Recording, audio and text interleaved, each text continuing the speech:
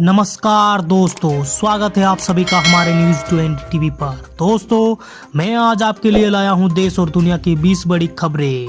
तो आपको एक एक करके सभी खबरें विस्तार से बताई जाएगी। वीडियो को अंत तक देखें। तो चलिए शुरुआत करते हैं आज की पहली खबर के साथ। दोस्तों, आज की पहली खबर यूपी से है। दोस्तों, यूपी को चुनाव से पहले दहलाने की साजिश नाकाम, पाक मॉड्यूल के 2 आतंकी समेत 6 गिरफ्तार। आपको बताते चलो कि दोस्तों, दिल्ली में पाकिस्तान की बड़ी आतंकी साजिश का खुलासा हुआ है। दिल्ली पुलिस की स्पेशल सेल ने पाकिस्तान में ट्रेनिंग ले चुके 2 आतंकियों को गिरफ्तार किया। उनके कब्जे से बड़ी मात्रा में विस्फोटक और हथियार बरामद किए गए। यह नेटवर्क कई राज्यों में फैला हुआ था। जानकारी मिलने के बाद पुलिस ने कई राज्यों में रेड की। यह आतंकी मॉड्यूल देश भर में सीरियल ब्लास्ट की साजिश रच रहा था। वहीं दूसरी खबर दोस्तों, पीएम मोदी ने थपथपाई सीएम योगी की पीठ। बोले पहले लोगों को पलायन करना पड़ता था, अब माफिया जेल में है। आपको बताते चलो कि प्रधानमंत्री मोदी ने मंगलवार को अलीगढ़ में राजा महेंद्र प्रताप सिंह विश्वविद्यालय और Uttar Pradesh defence industrial corridor के नए नोड का शिलान्यास किया। इस मौके पर प्रधानमंत्री ने योगी आदित्यनाथ सरकार की जमकर तारीफ की। उन्होंने कहा कि पहले उत्तर प्रदेश में अपराध और डर का ऐसा माहौल था कि लोगों को अपना घर छोड़कर पलायन करना पड़ता था। आज माफिया और आपराधिक सलाखों के पीछे है। डबल इंजन की सरकार में यूपी तेजी से आगे बढ़ रहा है। यहाँ निवेश का माहौल बना है। वहीं आप तिरंगा यात्रा अयोध्या, राम की शरण में आम आदमी पार्टी। मनीष सिसोदिया बोले राम राज्य से बेहतर कुछ नहीं। आपको बताते चलो कि कभी अयोध्या में श्री राम जन्मभूमि पर मंदिर की जगह विश्वविद्यालय बनाने की बात करने वाले आम आदमी पार्टी यूपी में बीजेपी को चुनौती देने के लिए हिंदुत्व और राष्ट्रवाद को सियासी हथियार बना रही है। जी हां, आम आदमी पार्टी आज अयोध्या में तिरंगा यात्रा निकालने जा रही है। पार्टी का दावा है कि अब बीजेपी के नकली राष्ट्रवाद को बेनकाब करेगी। इसके साथ ही पार्टी यूपी के चुनाव समर में भी उतर रही है। वही क्वाडा से घबराया चीन, बाइडन ने वाशिंगटन में बुलाई अहम बैठक। ड्रैगन बोला हमें ना किया जाए टारगेट।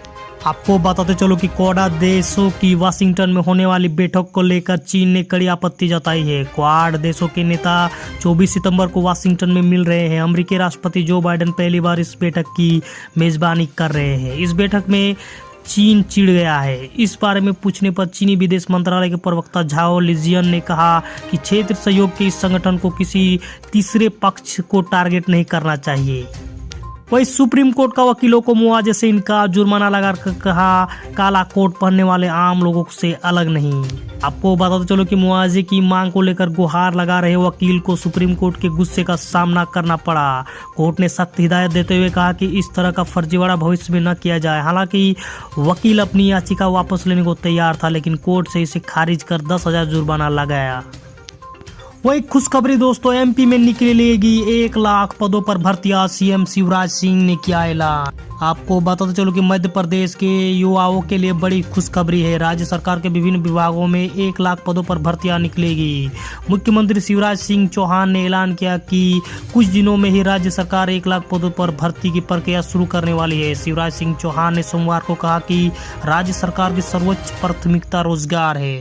वही चिराग पासवान और प्रिंस राज की बढ़ सकती है मुश्किल, समस्तीपुर सांसद पर दुष्कर्म का लगा है आरोप। आपको बताते चलो कि लोक जनशक्ति पार्टी के 2 सांसदों चिराग पासवान और प्रिंस राज की मुश्किलें बढ़ती दिख रही है। दरअसल दिल्ली की एक युवती ने प्रिंस राज पर नशा खिलाकर दुष्कर्म का आरोप लगाया है। इस मामले में चिराग पर मामले को दबाने का आरोप लग रहा है। दिल्ली के कनाट प्लेस थाने की पुलिस ने युवती की शिकायत पाने की बात स्वीकार की है। वही सीए की परीक्षा में भाई बहन का कमाल, नंदिनी अग्रवाल बनी इंडिया टॉपर, सचिन को 18वीं रैंक। आपको बताते चलो कि एमपी के मुरैना जिले की रहने वाले 19 साल की नंदिनी अग्रवाल ने सीए की परीक्षा में टॉप की है, जबकि उनके बड़े भाई 21 साल सचिन अग्रवाल ने ऑल इंडिया में 18वीं रैंक हासिल किया है। नंदिनी अग्रवाल को सीए की परीक्षा में 800 में से 614 अंक हासिल हुए हैं। वहीं भाई सचिन अग्रवाल को 568 अंक प्राप्त हुए। भाई बहनों की सफलता पर पूरे परिवार में खुशी की लहर है। दोनों ने कहा कि हमारी कंपनी यूनिक है और सफलता का जश्न मनाया है। वही गुजरात से खबर, नितिन पटेल के कैबिनेट में रहने को लेकर कयास। 2 दिन बाद भूपेंद्र पटेल के मंत्रियों का शपथ ग्रहण। आपको बताते चलो कि गुजरात के नए मुख्यमंत्री भूपेंद्र पटेल गुजरात के नए मुख्यमंत्री के तौर पर शपथ ले चुके हैं। अब अगले 2 दिनों में यहां पर नए मंत्रियों का नाम तय होना है। इस बात की पूरी संभावना है कि डिप्टी सीएम नितिन पटेल समेत कई पुराने मंत्री नए सीएम के साथ भी बने रहेंगे। बता दें कि भूपेंद्र सिंह चुडासमा, आरसी फाल्दू और कौशिक पटेल विजय रूपाणी के मंत्रिमंडल में मौजूद थे। वही टीएमसी ने सुष्मिता देव को राज्यसभा के लिए नॉमिनेट किया। हाल ही में छोड़ी थी कांग्रेस। आपको बताते चलो कि तृणमूल कांग्रेस ने हाल ही में कांग्रेस छोड़कर पार्टी में शामिल हुए सुष्मिता देव को राज्यसभा के लिए नॉमिनेट किया है। टीएमसी ने ट्वीट कर इसकी जानकारी दी है। पार्टी ने लिखा है, महिलाओं को सशक्त बनाने और राजनीति में उनकी अधिकतम भागीदारी सुनिश्चित करने की ममता बनर्जी की दृष्टि से हमारे समाज को और अधिक हासिल करने में मदद मिलेगी। वही कृषि कानून दोस्तों, किसानों के विरोध प्रदर्शन पर सख्त हुआ मानव अधिकार आयोग। इन 4 राज्यों को नोटिस भेज मांगी रिपोर्ट। आपको बताते चलो कि राष्ट्रीय मानव अधिकार आयोग ने सोमवार को दिल्ली, राजस्थान, हरियाणा, उत्तर प्रदेश और अन्य अधिकारियों को नोटिस जारी कर किसानों के विरोध प्रदर्शन की रिपोर्ट मांगी है। राष्ट्रीय मानव अधिकार आयोग के मुताबिक उन्हें शिकायत की है कि इन राज्यों में चल रहे किसान आंदोलन की वजह से 9,000 से अधिक उद्योग बंद हो चुके, यातायात व्यवस्था चरमरा गई है, जिसकी वजह से लोगों को, मरीजों को, बुजुर्गों और दिव्यांगों को काफी परेशानियों का सामना करना पड़ रहा है। वहीं ममता बनर्जी ने 5 आपराधिक मामलों की बात छिपाई। बीजेपी ने चुनाव अधिकार से की शिकायत। आपको बताते चलो कि पश्चिम बंगाल की सत्तारूढ़ पार्टी तृणमूल कांग्रेस की मुखिया और राज्य की मुख्यमंत्री ममता बनर्जी के खिलाफ बीजेपी ने चुनाव आयोग से शिकायत की है। पानीपुर से बीजेपी उम्मीदवार प्रियंका टिब्रेवाल की मुख्य चुनावी एजेंट सजल घोष ने मुख्य चुनाव अधिकारी को पत्र लिखकर आरोप लगाया कि ममता बनर्जी के खिलाफ पुलिस शिकायत के 5 मामले हैं, जिनका खुलासा ममता बनर्जी ने नहीं किया है। वही पटना में पीएम मोदी के लिए बोले अवैसी, तालिबान को घोषित करे आतंकी। योगी आदित्यनाथ को लेकर कह दी बड़ी बात। आपको बताते चलो कि ऑल इंडिया मजलिस इत्तेहादुल मुस्लिमीन के राष्ट्रीय अध्यक्ष असदुद्दीन ओवैसी ने कहा है कि नरेंद्र मोदी की सरकार में दम है तो तालिबान को आतंकी घोषित करे।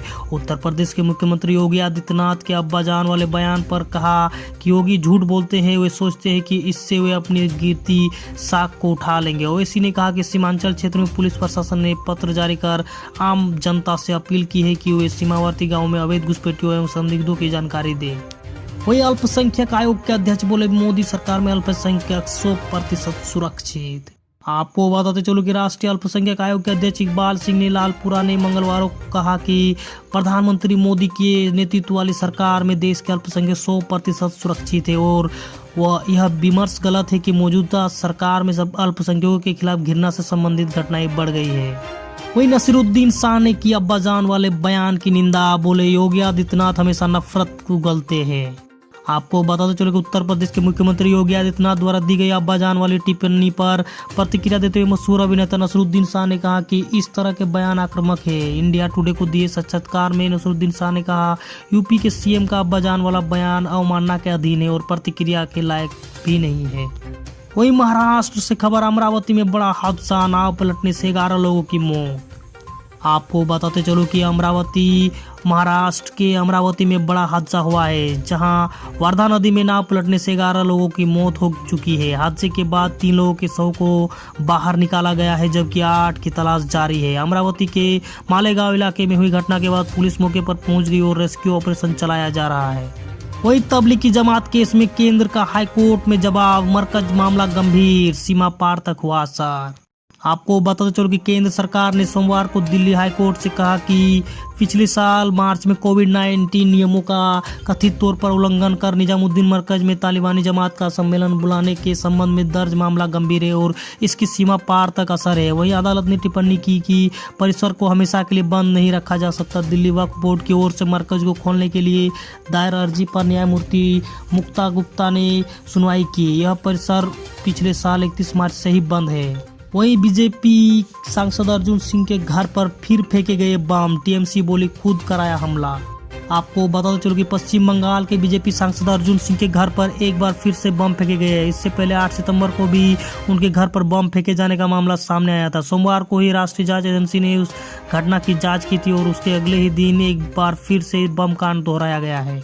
वहीं ईरान की चेतावनी पर भड़का तालिबान का पंजशीर, आंतरिक मामला हस्तक्षेप ना करे। आपको बताते चलो कि ईरान के पंजशीर में खूनी हिंसा पर चेतावनी के बाद तालिबानी आतंकी भड़क गए और उन्होंने तेहरान को हस्तक्षेप नहीं करने की नसीहत दे दी।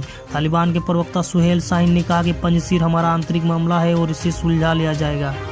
तो दोस्तों आज के लिए बस इतना ही। दोस्तों अगर हमारा वीडियो आपको पसंद आए तो वीडियो को लाइक करें, शेयर करें, सब्सक्राइब करें दोस्तों, और इस तरह का डेली न्यूज अपडेट के लिए बेल आइकन को दबाएं। नमस्कार, आदाब, सत श्री अकाल, जय हिंद, जय भारत।